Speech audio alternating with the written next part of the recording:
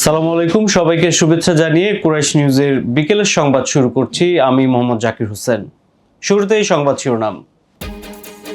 বন্দর থেকে নির্ধারিত সময়ে পণ্য না নিলে 3 গুণ জরিমানা। হবিগঞ্জে মসজিদের মাইকে ঘোষণা দিয়ে দুপক্ষের রক্তক্ষয়ী সংঘর্ষ, আহত অন্তত 30। রমজানের প্রকাশ্যে খাবার খেয়ে 20 নাইজেরিয়ান মুসলিম গ্রেপ্তার। এবং চ্যাম্পিয়ন্স ট্রফির প্রথম সেমিফাইনালে মুখোমুখি ভারত ও অস্ট্রেলিয়া। এবারে বিস্তারিত। শুরুতেই জাতীয় প্রসঙ্গ।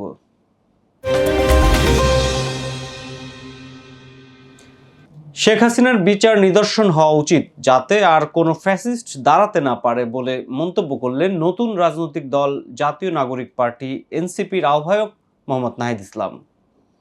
মঙ্গলবার সকালে রাজধানীর রায়ের বাজার বধ্যভূমিতে 24-এর অভ্যুত্থানের শহীদদের কবর জিয়ারত ও দোয়া মোনাজাত শেষে তিনি এ মন্তব্য করেন। নাহিদ ইসলাম এ সময় বলেন, জাতীয় ও গণপরিষদ নির্বাচন একসঙ্গে চায় জাতীয় নাগরিক পার্টি। জুলাই বিপ্লবে ফ্যাসিবাদী সরকারের বিরুদ্ধে শত শত ছাত্র, তরুণ সহ বিভিন্ন শ্রেণী পেশার মানুষ জীবন দিয়েছে। আহতরা যেন দ্রুত সুস্থ হয়, সেজন্য সবার কাছে সময় দোয়া চান তিনি। কৃষকরা, রিকশাওয়ালারা এই আন্দোলনে অংশগ্রহণ করেছেন, আত্মত্যাগ করেছেন। আমরা সেই সকলের জুলাই গণঅভ্যুত্থানে যারা অংশগ্রহণ করেছেন, আত্মত্যাগ করেছেন, তাদের প্রতি গভীর শ্রদ্ধা নিবেদন করছি। আজকের এই দিনে আমরা তাদেরকে গভীরভাবে স্মরণ করছি এবং তাদের যে আত্মত্যাগ এবং যে আকাঙ্ক্ষা থেকে এই জুলাই গণঅভ্যুত্থানে আমরা সকলেই অংশগ্রহণ করেছিলাম, সেই আকাঙ্ক্ষাকে যাতে আমরা সঠিকভাবে ধারণ করতে পারি, সেই জায়গা থেকে আমরা আমাদের এনসিপি কার্যক্রম শুরু করছি। পাশাপাশি আমরা যারা এই জুলাই গণঅভ্যুত্থানে যারা আহত হয়েছেন তাদের প্রতিও আমরা, তাদের আত্মত্যাগের প্রতিও আমরা স্যালুট জানাই এবং তারা যাতে দ্রুত সুস্থ হয়ে উঠেন সেই কামনা করি। ভারতের কারাগারে আটক বাংলাদেশিদের নাম ঠিকানা সহ একটি তালিকা পাওয়া গেছে বলে জানালেন গুম সংক্রান্ত কমিশন অব ইনকোয়ারির সভাপতি অবসরপ্রাপ্ত বিচারক মইনুল ইসলাম চৌধুরী। মঙ্গলবার দুপুরে এক সংবাদ সম্মেলনে তিনি এ তথ্য জানান। মইনুল ইসলাম চৌধুরী এ সময় বলেন, ভারতের বিভিন্ন কারাগারে বন্দী থাকা বাংলাদেশি নাগরিকদের তালিকা চাওয়া হয়েছিল। পররাষ্ট্র মন্ত্রণালয়ের মাধ্যমে ভারতের বিভিন্ন কারাগারে গেল 2 থেকে আড়াই বছরে আটক 1067 জন বাংলাদেশির নাম ঠিকানা সহ একটি তালিকা পাওয়া গেছে। প্রাপ্ত তালিকায় গুমের শিকার কোনো ব্যক্তির নাম আছে কিনা তার অনুসন্ধান চলমান জানিয়ে তিনি বলেন, পুলিশ ও বিজিবির পক্ষ থেকে পূর্ণাঙ্গ তথ্য প্রাপ্তি সাপেক্ষে অনুসন্ধান চলমান রয়েছে। পাশাপাশি এ পর্যন্ত গুম সংক্রান্ত কমিশনে 1752টি অভিযোগ জমা পড়েছে বলেও জানান তিনি। নাম আছে কিনা তার অনুসন্ধান চলমান। এতদ্ব্যতীত কমিশন অফ ইনকোয়ারি অ্যাক্টের ধারা 10(a)(1) ও 2 অনুযায়ী কমিশনে দাখিলকৃত গুম সংক্রান্ত অভিযোগসমূহের মধ্য হতে মোট 74টি অভিযোগ তদন্ত নিষ্পত্তির জন্য বাংলাদেশ পুলিশের মহাপরিদর্শক বরাবরে প্রেরণ করা হয়েছে। ইতোমধ্যে বাংলাদেশ পুলিশের মহাপরিদর্শক, ডিজিএফআইর মহাপরিচালক এবং পাসপোর্ট অধিদপ্তরের মহাপরিচালক সহ আইন শৃঙ্খলা রক্ষাকারী বাহিনীসমূহের গুরুত্বপূর্ণ ব্যক্তিদের সাক্ষাৎকার গ্রহণ করা হয়েছে। একটা জিনিস শুধু বলি, স্যার যেটা বলেছেন যে সব বাহিনীর ভিতর আছে, আপনারা অবাক হয়ে যাবেন যে বাংলাদেশ পুলিশের যে ইয়েগুলো আছে, কি বলে ওই পুলিশ লাইন, আমরা এমন একটা জায়গা পেয়েছি যে পুলিশ লাইনের ভিতরই কারাগারের মতো গোপন বন্দিশালা তৈরি করে রাখা হয়েছে, যেটি একেবারেই অ্যাবসার্ড একটা ব্যাপার, কিন্তু সেটিও আমরা বগুড়ায় পেয়েছি। আরো আমাদের ধারণা আরো অনেক ক্ষেত্রে আমরা এই ধরনের পাবো। এগুলো গত 15 বছরের মধ্যেই বানানো হয়েছে, সম্ভবত গত 10-12 বছরের ভিতর। এবং শুধু তাই না, এখানে বিভিন্ন জেলার থেকে বন্দীদেরকে এনে রাখা হতো, নির্যাতন করা হতো জিজ্ঞাসাবাদের নামে, এবং এখান থেকেও অনেককে মৃত্যুর ঘটনা ঘটতে পারে। কোনো আমদানিকারক বন্দর থেকে যদি নির্ধারিত সময়ে পণ্য না নেয়, তাহলে তাকে 3 গুণ জরিমানা দেয়া লাগবে বলে জানালেন অন্তর্বর্তী সরকারের নৌপরিবহন এবং শ্রম কর্মসংস্থান উপদেষ্টা অবসরপ্রাপ্ত brigadier general M Sakhawat Hossain. মঙ্গলবার সচিবালয়ে আয়োজিত এক চেক হস্তান্তর অনুষ্ঠান শেষে তিনি একথা বলেন। সাখাওয়াত হোসেন এ সময় বলেন, দেশে পর্যাপ্ত পরিমাণে নিত্যপণ্য আমদানি করা হয়েছে, সরবরাহে কোনো ঘাটতি নেই, তবে বাজারে ভোজ্য তেলের কিছুটা সংকট রয়েছে। পাশাপাশি শাকসবজির দাম বাড়েনি বলেও জানান তিনি। এর আগে চাঁদপুরের হাইমচরে মেঘনা নদীতে ডুবে যাওয়া এমভি আল বাখেরা সারবাহী নৌযান দুর্ঘটনায় নিহত 6 শ্রমিকের পরিবারকে চেক তুলে দেন উপদেষ্টা এম সাখাওয়াত হোসেন। একদম পূর্ণ নলেজে ডিজি শিপিং এর মাধ্যমে অনেকগুলো লাইট রয়েছে, তারা মালপত্র নিয়ে এদিকে ওদিকে বসেছিল এবং সেটা যেই মুহূর্তে লাইটারের খবর আসলো যে চিটাগং পোর্ট থেকে সেখান থেকে নেওয়া হয়েছে বিভিন্ন জায়গায় পণ্যগুলো আমরা জানি কি পণ্য, ম্যাজিস্ট্রেট দিয়ে তাদেরকে ওখান থেকে বের করাও হয়েছে, ফাইন করা হয়েছে। এর মধ্যে এগুলো অনেক বড় বড় নামও আছে, যে নামগুলো যদি আপনারা জানতে চান এটা তাৎক্ষণিক ভাবেও প্রচার করা হয়েছে। 19 গ্রেপ্তার এবং এটা চলমান আছে। সমস্ত চিটাগং পোর্টে 3 গুণ করা হয়েছে, আপনার পোর্ট রেট 3 গুণ। তার মানে এখন প্রতিদিনে $48 করে দিতে হবে যাতে কেউ ওখানে স্টোর করতে না পারে, এবং যেটা এফেক্টটা অত্যন্ত কার্যকর হয়েছে। পোর্টের নামলেই 3 days 3 দিন ফ্রি ডে, 3 দিন ফ্রি ডেজ, 3 দিনের পরে 4th day they have to take, না নেয় প্রতিদিন $48।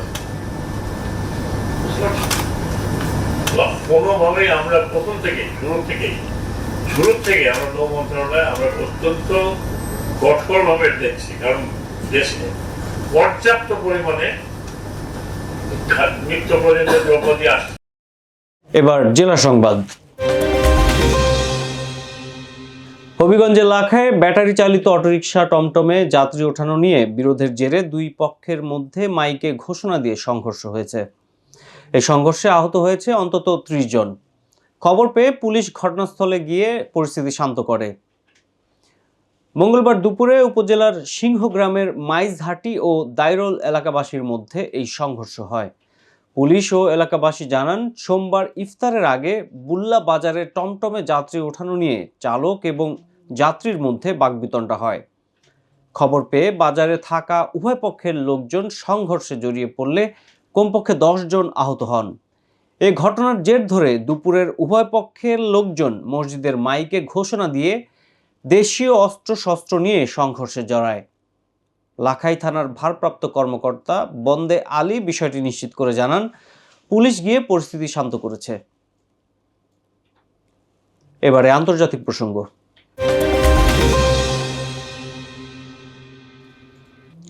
পশ্চিম আফ্রিকার দেশ নাইজেরিয়ায় পবিত্র মাহে রমজান উপলক্ষে রোজা না রেখে প্রকাশ্যে খাবার খাওয়ায় 20 জনকে গ্রেপ্তার করেছে দেশটির পুলিশ। একই সঙ্গে খাবার বিক্রির দায়েও 5 জনকে গ্রেপ্তার করা হয়েছে। ব্রিটিশ সংবাদ মাধ্যম বিবিসি জানায়, যেসব মুসলিমদের প্রকাশ্যে খাবার খেতে দেখা গেছে এবং যারা রমজান মাসের শুরুতে খাবার বিক্রি করছে তাদের গ্রেপ্তার করেছে দেশটির কানো প্রদেশের ইসলামিক পুলিশ। এ বিষয়ে হিজবাহের ডেপুটি কমান্ডার মুজাহিদ আমিন উদ্দিন জানান, পুরো মাস জুড়ে এই অভিযান চলবে, তবে অমুসলিমদের বিষয়ে এই ধরনের কোনো ব্যবস্থা নেওয়া হচ্ছে না। গ্রেপ্তারকৃত 25 জনকে শরিয়াহ আদালতে অভিযুক্ত করা হয়েছে বলেও জানান তিনি। জানাবো খেলার খবর। আইসিসি চ্যাম্পিয়ন্স ট্রফির এবারের আসরের প্রথম সেমিফাইনালে মুখোমুখি ভারত ও অস্ট্রেলিয়া। এই মেগা ইভেন্ট পঞ্চমবারের সেমিফাইনাল খেলতে অস্ট্রেলিয়া আর ষষ্ঠবারের মতো ভারত মাঠে নামছে। আগের 4 বারের 2টি জয় অজিরা পেলেও ভারত সেমির বাধা টপকেছে সব মিলিয়ে 4 বার। দুবাই আন্তর্জাতিক ক্রিকেট স্টেডিয়ামে অনুষ্ঠিত ম্যাচের প্রিভিউ জানাচ্ছে রফিকুল ইসলাম।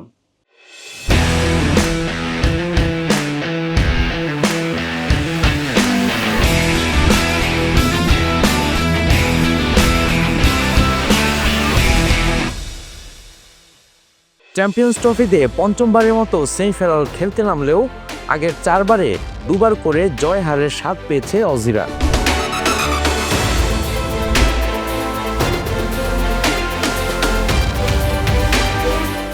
তবে মজার বিষয় হলো প্রথম 2 আসরেই কোয়ার্টার ফাইনাল থেকে বিদায় নেয় অস্ট্রেলিয়া, এমনকি 2002 ও 2004 সালে পরপর 2 আসরে সেমিফাইনাল থেকে বিদায় নেয় অজিরা।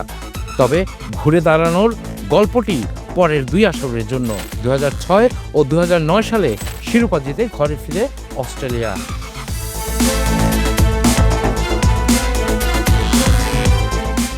আরও মজার তথ্য হলো এবার আসর শুরুর আগে ভাঙাচোরা দল নিয়ে শঙ্কা থাকলেও অজিরা সেমিতে এসেছে ভালোভাবেই। বৃষ্টিতে একাধিক ম্যাচ পরিত্যক্ত হওয়ায় তারা নিজেদের গ্রুপে দ্বিতীয় হয়েছে। তবুও শেষ 4-এর প্রথম লড়াইটা হবে শিয়ানে শিয়ানে।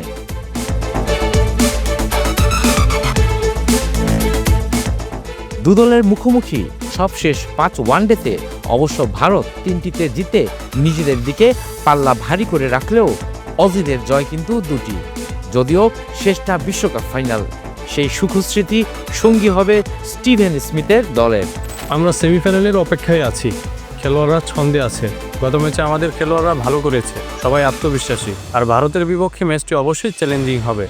আমরা মানসিকভাবে প্রস্তুত আছি।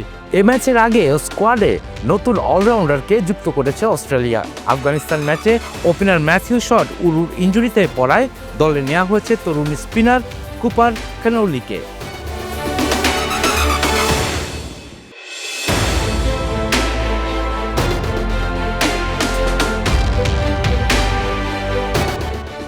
আইসিসি চ্যাম্পিয়ন্স ট্রফির নবম আসরে রোববার নিউজিল্যান্ডের বিরুদ্ধে 44 রানের জয় পায় টিম ইন্ডিয়া। আর তাই গ্রুপ চ্যাম্পিয়ন হয়ে দুবাইয়ে অস্ট্রেলিয়ার বিপক্ষে মাঠে নামে রোহিতরা।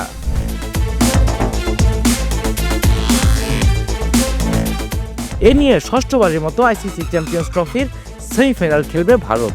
আগের 5 বারের মধ্যে 4 বারই সেমিফাইনালের বাধা টপকেছে তারা। 1998, 2000 ও 2002 পরপর 3টি আসরেই সেমিতে উত্তীর্ণ হয় টিম ইন্ডিয়া।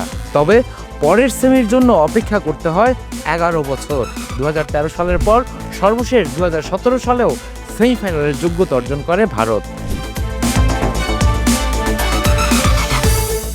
ওয়ানডেতে 2 দলের সবশেষ দেখায় শেষ হাসি এসেছিল অস্ট্রেলিয়া।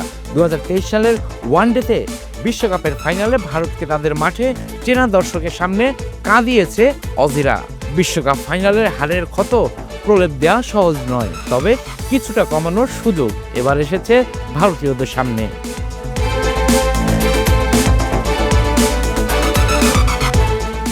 ভারত সেমিতে এসেছে গ্রুপ সেরা হয়ে।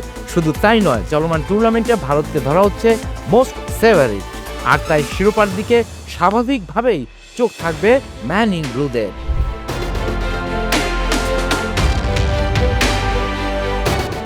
তবে মাঠে নামার আগে ভারত অধিনায়ক রোহিত শর্মাও জানান অজিদের বিপক্ষে ম্যাচটা সহজ হবে না। অস্ট্রেলিয়া গ্রেট টিম, ম্যাচে লড়াই হবে। আমরা জানি কিছু সময় এমন আসবে যখন সামনে এগুলো নিয়ে চিন্তা করতে হবে আমাদের। কথা হচ্ছে সেমিফাইনাল নিয়ে, যেখানে 2 দলই সমানভাবে চাপে থাকবে। আইসিসি চ্যাম্পিয়ন্স ট্রফিতে 2 দলের 4 বারের সাক্ষাতে ভারতে গিয়ে 2-1 সফলভাবে। তবে এখন দেখার বিষয় এবারের লড়াইয়ে শেষ হাসি জোটে কার ভাগ্যে। Rafiqul Islam, sports desk, Quraish news. সংবাদ শেষ করব বিনোদন অঙ্গনের খবর দিয়ে।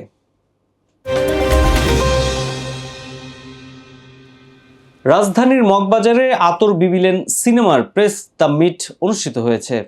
সোমবার সন্ধ্যায় একটি রেস্টুরেন্টে আয়োজিত এই অনুষ্ঠানে সিনেমার পরিচালক সহ পুরো টিম উপস্থিত ছিল। ইসরাফিল ফকিরের রিপোর্ট জানাচ্ছেন মাসুদা ইভা। সম্প্রতি সেন্সর সার্টিফিকেশন বোর্ড থেকে ছাড়পত্র পেয়েছে নতুন সিনেমা আতর বিবিলেন। আসন্ন ঈদ উৎসবকে কেন্দ্র করে সিনেমাটি প্রেক্ষাগৃহে মুক্তির কথা জানাতে নগরীর মগবাজারে এক সংবাদ সম্মেলন আয়োজন করা হয়। টাইমস মিডিয়ার ব্যানারে সিনেমাটি পরিচালনা করেছেন মিজানুর রহমান লাবু। নির্মাণের পাশাপাশি সিনেমাটির কাহিনী, সংলাপ ও চিত্রনাট্য রচনা করেছেন পরিচালক নিজেই। বড় সিনেমা মানে কি, বড় বাজেটের ছবি কি বড় সিনেমা? সিনেমার মূল ব্যাপারটাই আসলে হচ্ছে পারফেকশন। আমি এই জায়গা থেকে বলবো যে আতর বিবিলেন একটি পারফেক্ট সিনেমা এবং ম্যাচুরড সিনেমা, যে সিনেমাটার পেছনে অনেক বছরের শ্রম, অনেক পরিশ্রম, সুন্দর একটা টিম ওয়ার্ক এবং কোথাও কোনো জায়গায় আমরা ছাড় দিই। আমি যদি এক কথা বলি তাহলে এটা একটা সাইকোলজিক্যাল থ্রিলার, কিন্তু এখানে আসলে পরিবারের গল্প আছে, এখানে প্রেমের গল্প আছে, এখানে টাইম আছে, সবই আছে। সিনেমায় তরুণ প্রজন্মের জনপ্রিয় মডেল ও অভিনেত্রী ফারজানা সুমি নাম ভূমিকায় অভিনয় করেছেন। সুমি এ সময় বলেন, নাম ভূমিকায় অভিনয় করা যে কোনো অভিনেতার জন্যই বড় পাওয়া, আর তাই চরিত্রটিকে ফুটিয়ে তুলতে সর্বোচ্চ চেষ্টা করেছেন তিনি। ভাই, স্বপ্ন দেখতে সবাই ভালোবাসে, আমিও স্বপ্ন দেখে ভালোবেসে আজকে এই পর্যন্ত আসছি। আপনাদের হাত ধরে আরো বড় জায়গায় যেতে চাই। তো আমার আতুর বিবি সিনেমাটার সাথে শুরু থেকে ছিলেন, এখনো আছেন, আগামী রিলিজ হওয়ার পরবর্তী পর্যন্ত আপনারা থাকবেন। যখন আমি সেন্সর সার্টিফিকেট পেয়েছি হাতে, তখন থেকেই হচ্ছে আমার ভিতরটা কেমন যেন আরো বেশি হচ্ছে আবেগ কাজ করছে, যে আমি কবে সিনেমাটা হচ্ছে হলে যাবে, কবে আমাকে বড় পর্দায় দেখতে পারবো, এই ভালো লাগাগুলো কাজ করছে নিজের মধ্যে। সিনেমায় ফারজানা সুমির বিপরীতে অভিনয় করেছেন গোলাম মোস্তফা প্রকাশ। সিনেমার কাহিনী ও গল্প দর্শকদের মন জয় করবে বলে আশা প্রকাশ করেছেন তিনি। টেকনিক্যালি এত সাউন্ড একটা প্রোডাকশনে কাজ করা সত্যি অনেক অনেক ভালো একটা অভিজ্ঞতা। এখানে আমরা পোস্টেও অনেক ভালোভাবে কাজ সম্পন্ন করেছি। এখন বাকিটা দেখা যাক দর্শক কিভাবে নেয়। আমরা আশাবাদী। আমি বলবো যে স্পেশালি 2 থেকে 3টে গান এরকম হিট করার মতো আছে, খুব চমৎকার মানুষের মুখে মুখে চলবে আশা করি।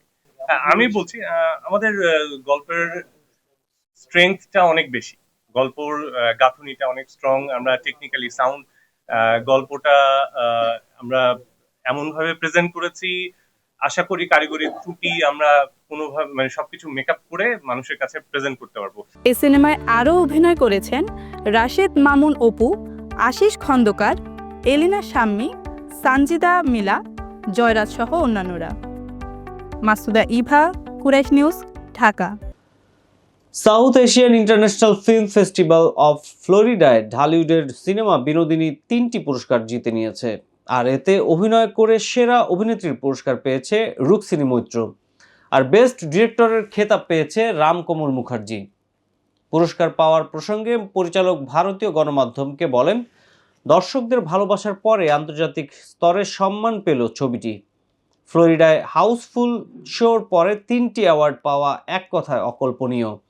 তিনি আরও বলেন, রুক্মিণী ও পুরো ইউনিটের সবার কঠোর পরিশ্রম ছিল, তাই বেশ কয়েকটা বিভাগে এভাবে স্বীকৃতি পাওয়া দারুণ আনন্দ দিয়েছে। সংবাদ শেষ করার আগে সংবাদ শিরোনামগুলো আরও একবার। বন্দর থেকে নির্ধারিত সময়ে পণ্য না নিলে 3 গুণ জরিমানা। হবিগঞ্জে মসজিদের মাইকে ঘোষণা দিয়ে দুপক্ষের রক্তক্ষয়ী সংঘর্ষ, আহত অন্তত 30। রমজানে প্রকাশ্যে খাবার খেয়ে 20 নাইজেরিয়ান মুসলিম গ্রেপ্তার।